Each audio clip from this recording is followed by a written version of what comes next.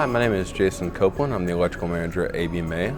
We put together some information on some electrical safety tips to keep you and your family safe during the holidays, some things that you may or may not know when you're getting ready for the holidays. One of the first things you're going to want to look for is there's a UL safety listing on anything that you buy that is electrical that shows that it is rated for the safety of a home based on today's current standards. You also want to look for LED lighting. With LED lights, they consume less energy. Another couple things you're going to want to look for when you're starting to set up your holiday decorations outside.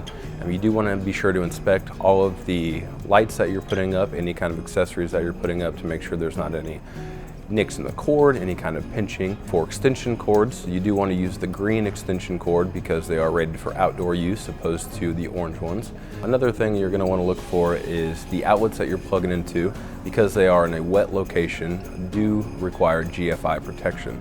And all that is one of those little reset buttons similar to the ones in your bathroom or garage that take away the risk from electrical shock. On top of those GFI outlets, you also want to install a bubble cover.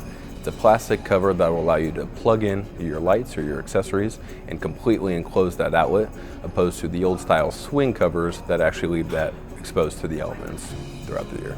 With the amount of electronics and lights that you could be putting up this year, one thing that you may run across is overloading your circuits. If you're pulling too much electricity, you'll actually trip the breaker in the electrical panel, which signals an overusage of electricity on that circuit. So if you start experiencing those things, you may want to try to split up some of the lights and things in your home on different circuits to avoid risk of potential failure in your panel and tripping those breakers. That's an inconvenience. One thing you're also going to want to look for is where those cords plug in. You want to make sure they're not sitting in any kind of condensation, puddles, or snow, as the water in that circuit is enough to trip that breaker. When you're setting up your decorations inside of your home, a couple things to remember when you're plugging in or doing any kind of work on those lights, replacing bulbs. You do want to make sure to unplug that. That way there's not electricity running through that while you're working on it.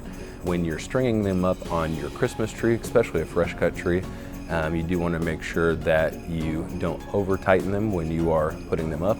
The other thing you want to make sure of is to keep any kind of cords away from the base of the tree, especially when you're watering a fresh cut tree. Obviously, water and electricity don't mix.